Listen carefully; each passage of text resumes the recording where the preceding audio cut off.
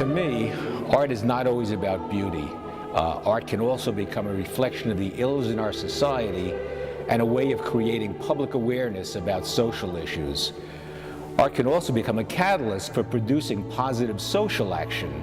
So with that in mind, I've been using my sculpture to address the unspeakable brutality that is happening to innocent women and children in Darfur today. The post-Holocaust outcry of never again, to me, included not only the Jewish people, but all of humanity. But sadly, once again in my lifetime, I'm witnessing genocide. This time, it's in Darfur. So in response to this tragedy, I've created this exhibition. Through my sculpture, I'm expressing a personal outrage, and my hope is that this show will raise the level of awareness and of indignation for all who view it. The installation behind me is the centerpiece for the exhibit. It's called Homage to Kevin Carter. In 1994, a photojournalist by the name of Kevin Carter took a photograph that ended up shocking the world. It was of a Sudanese famine-stricken child who was being stalked by a vulture. So I've created my interpretation of the scene, and what I've done is I've perched the vulture atop the remains of a village which has been attacked and burnt by the Janjaweed. Janjaweed actually means devil on horseback, and these attackers come both on horseback and by helicopter gunships, which I've also shown in the video. This piece is called Darfur Legacy Number 2, and the sculpture is one of the Darfur Legacy series. The series depicts the brutality that's being inflicted on these women in Darfur, as well as throughout much of the African continent. The sculptures depict these women as fragmented figures, and the reason that I've fractured the figures like this is the fracturing is a commentary on the physical and the psychological scars left on mankind by a culture of violence and brutality.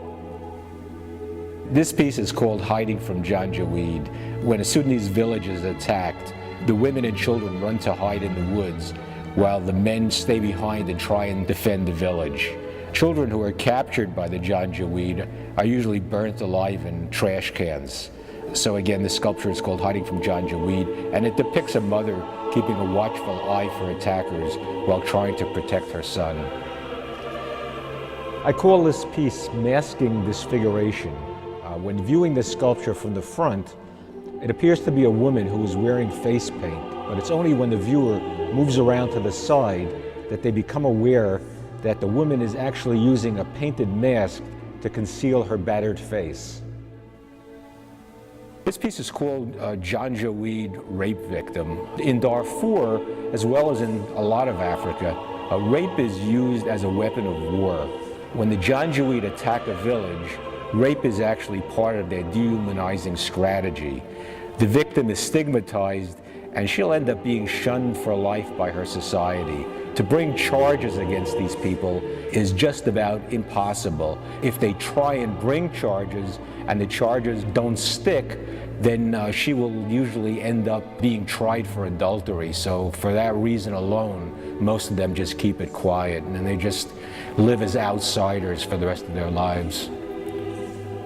This is called Child Soldier.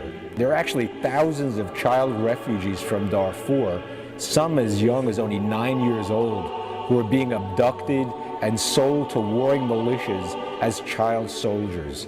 There are about 6,000 child soldiers in Darfur, and there are about 2 million children who have been affected by this conflict. For this exhibition, I partnered with the Save Darfur Coalition out of Washington, D.C.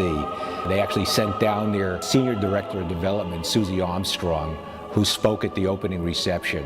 She surprised and honored me by presenting me with their first Save Darfur Hero Award.